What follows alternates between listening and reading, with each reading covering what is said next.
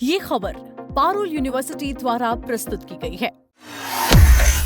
क्या मोदी सरकार में अब मंत्रियों की परफॉर्मेंस का होगा सीधा हिसाब? क्या सिर्फ चुनाव जीतना नहीं बल्कि काम दिखाना भी अब जरूरी हो गया है? और क्या आने वाले कैबिनेट फेरबदल की तैयारी अभी से शुरू हो चुकी है?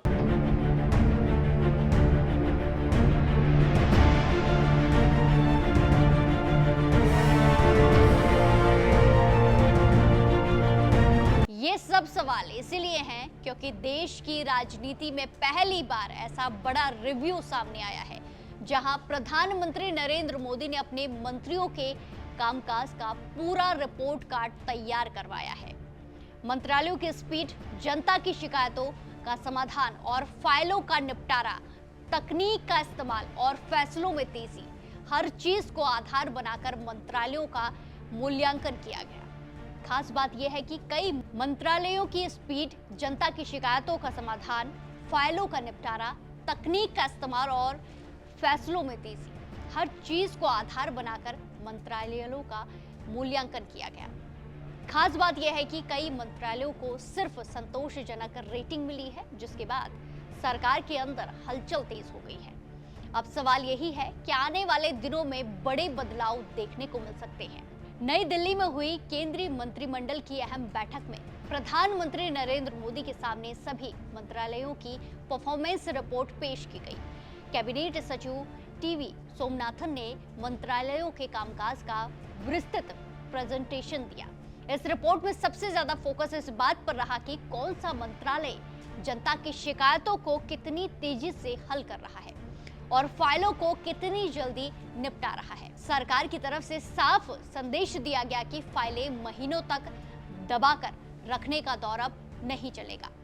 मंत्रालयों से कहा गया कि जनता की शिकायतें लंबित नहीं रहनी चाहिए और फैसलों में देरी कम करनी होगी। इसके अलावा डिजिटल सिस्टम, आर्टिफिशियल इंटेलिजेंस यानी कि एआई, डेटाबेस, फैसले और मंत्रालयों के बीच तालमेल को भी रिपोर्ट कार्ड का हिस्सा बनाया गया। सूत्रों के मुताबिक इस रिव्यू को बेहद अहम माना जा रहा है। क्योंकि भविष्य में अगर कैबिनेट विस्तार या फिर फेरबदल होता है तो यही रिपोर्ट कार्ड मंत्रियों के राजनीतिक भविष्य को तय कर सकता है। यानी अब सिर्फ राजनीतिक ताकत नहीं बल्कि काम की रफ्तार भी मंत्री की कुर्सी बचाने में बड़ी भूमिका निभाएगी। प्रधानमंत्री नरेंद्र मोदी ने बैठक में मंत्रालयों को साफ निर्देश दिए हैं कि विकास योजनाओं को तेजी से पूरा किया जाए और सरकारी प्रक्रियाओं को आसान बनाया जाए। पीएम मोदी ने कहा, हर मंत्रालय ये बताए कि आखिर फैसले लेने और योजनाओं को जमीन पर उतारने में सबसे बड़ी रुकावटें क्या हैं। साथ ही उन रुकावटों को खत्म करने के लिए नए सुधार सुझाव भी बताए। बैठक में ऊर्जा बचत और वैकल्पिक ऊर्जा पर भी जोर दिया गया। प्रधानमंत्री ने बायोगैस और ईंधन दक्षता को बढ़ावा देने की बात कही। इतना ही नहीं, अनावश्यक विदेश यात्रा में कटौती करने की भी सलाह दी है। मंत्रियों को यह सलाह दी गई है ताकि सरकारी खर्चों को कम किया जा सके। इस बड़े रिव्यू के बाद कई मंत्री तुरंत एक्शन मोड में दिखाई दिए। कृषि मंत्री शिवराज सिंह चौहान ने अपने मंत्रालय के अधिकारियों के साथ बैठक कर प्रक्रियाओं को यानी प्रोसेस को आसान बनाने और पुराने नियमों को खत्म करने के निर्देश दिए।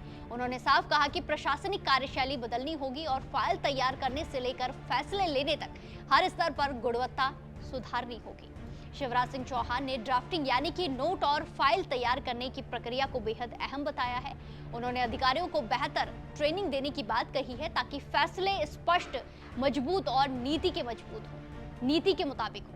यानी सरकार अब सिर्फ योजनाएं घोषित करने पर नहीं बल्कि उन्हें तेज और असरदार तरीके से लागू करने पर फोकस कर रही है। बैठक में लंबित अदालत मामलों का मुद्दा भी उठा जो कोर्ट में चल रहे हैं। सभी विभागों से कहा गया कि वो अपने पुराने मामलों की सूची तैयार करें, उनकी समीक्षा करें और जरूरत पड़ने पर बेहतर वकीलों की नियुक्ति करें। सरकार चाहती है कि कानून मामले में तेजी आए और लंबे समय से अटके विवाद जो मामले हैं जल्द खत्म हो सके। राजनीतिक जानकार मानते हैं कि ये सिर्फ एक साधारण समीक्षा बैठक नहीं थी बल्कि मोदी सरकार का बड़ा प्रशासनिक संदेश था।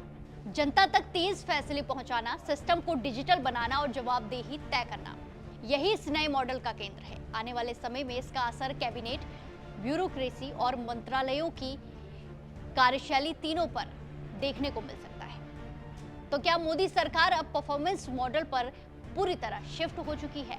क्या आने वाले दिनों में मंत्रियों की कुर्सियां उनके काम से तय होंगी? और क्या ये रिव्यू सिस्टम सरकार के अंदर बड़े बदलाव की शुरुआत है? आपकी क्या कुछ राय है?